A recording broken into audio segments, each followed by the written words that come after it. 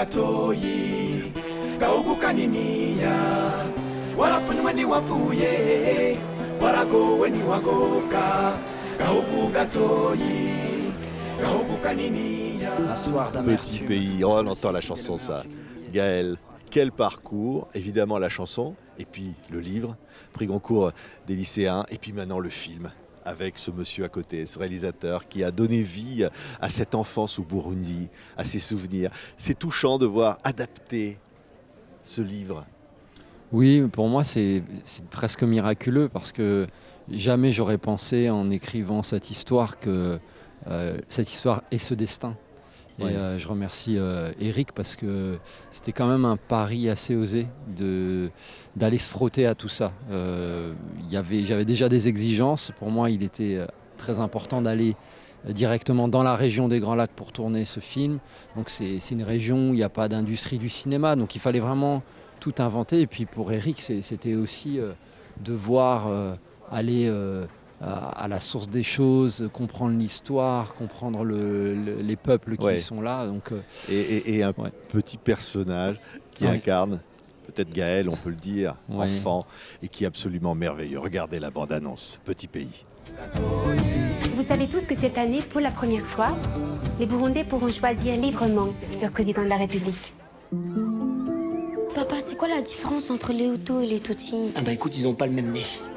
La guerre entre les Hutus et les Tutsis, c'est parce qu'ils ont pas le même territoire. Bah si, ils ont le même pays, ils ont la même langue et vont à la même église. Mais c'est pas pourquoi alors? Et bah à cause de leur nez. Arrête. Si tu veux vivre ici, tu seras obligé de choisir ton camp. Et si tu choisis pas, tu vas faire quoi? Séparer la classe en deux? Ah, il s'appelle Djibril. ouais, Djibril. Hein. On voyait la bande-annonce là, une enfance heureuse, un pays merveilleux. Eric, c'est ça que raconte aussi le film, tout du moins le début du film.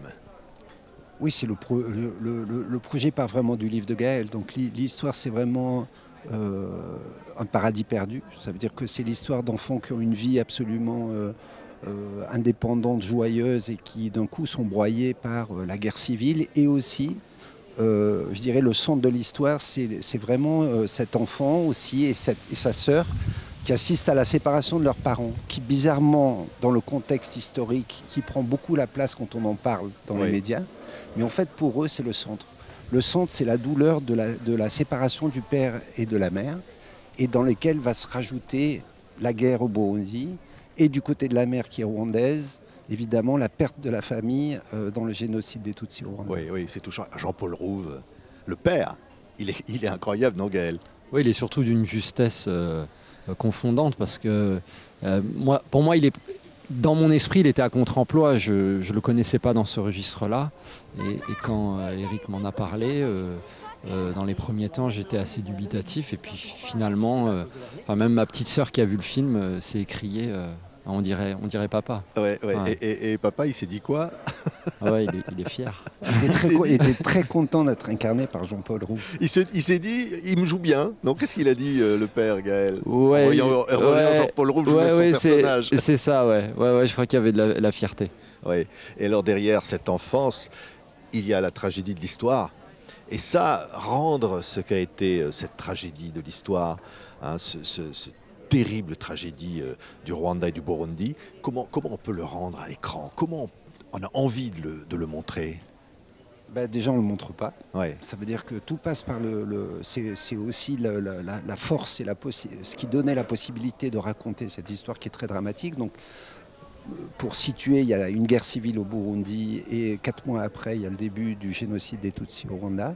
Et la seule manière de pouvoir raconter ça, c'est du point de vue d'un enfant qui n'habite pas au Rwanda, qui habite au Burundi.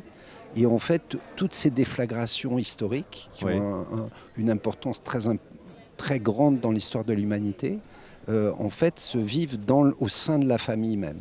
C'est-à-dire que c'est à travers la famille qu'on va découvrir ces événements sans jamais y assister frontalement. Oui. Parce que je pense que c'est impossible, enfin en tout cas pour moi c'était impossible de filmer le génocide au Rwanda, la violence qui s'est passée, l'horreur qui s'est passée. C'est des choses qui étaient absolument inimaginables et infilmables. Ouais. C'est d'abord une histoire de vie à travers la famille et derrière la famille, il y a le monde, la folie du monde. Et c'est d'abord une histoire profondément universelle, Gaël. Oui, c'est une histoire universelle parce que ça parle d'un paradis perdu.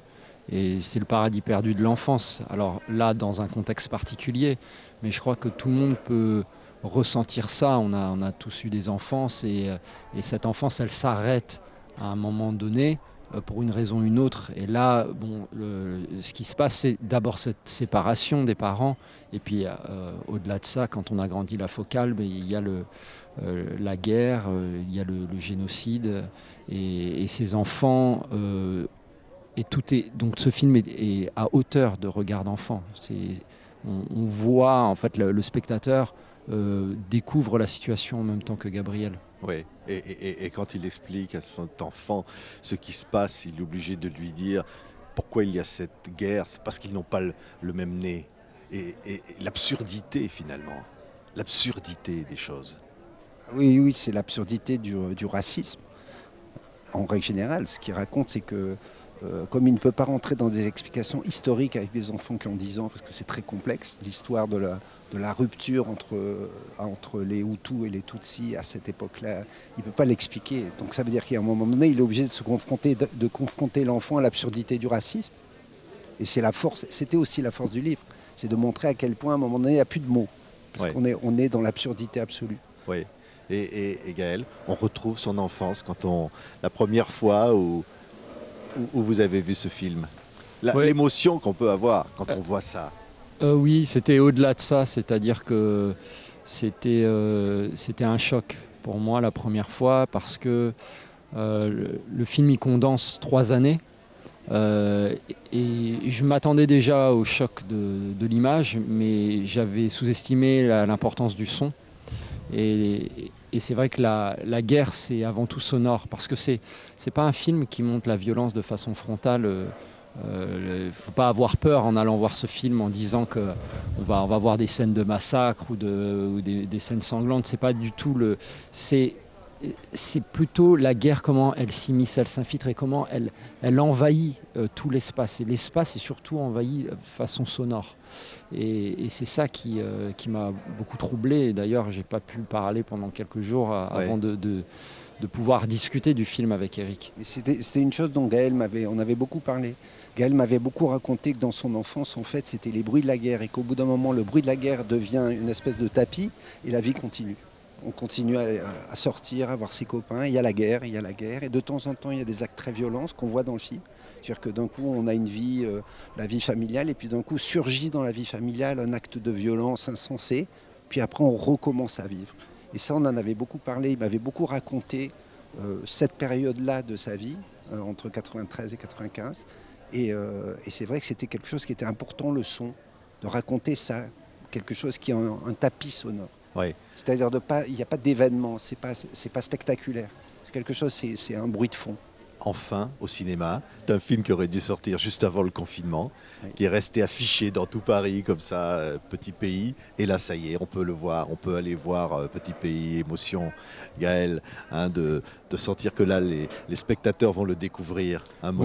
Oui, je suis ému, et je crois que je suis surtout ému pour les Rwandais, les Burundais, parce qu'on n'a pas souvent l'occasion d'exister au cinéma. Pour exemple, le Burundi n'a qu'un film qui s'appelle Guito Lingra, qui est un film qui date des années 90, mais depuis, il n'y a pas eu de production qui parle vraiment de l'histoire du Burundi. Et donc, il y a pour moi aussi une valeur un peu documentaire, une valeur un peu mémorielle dans ce film. C'est que ça dit un instant qui, normalement, aurait dû être oublié. Et ça rappelle.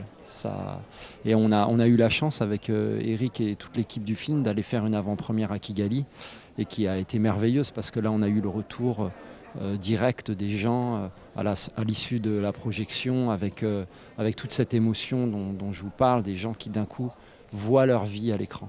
Merci Gaël Faye, Éric Barbier, au Festival du film francophone d'Angoulême. TV5 Monde est fier d'être le partenaire. Courez voir Petit Pays, il est temps. Magnifique Merci film. beaucoup. Merci. Merci à tous les deux.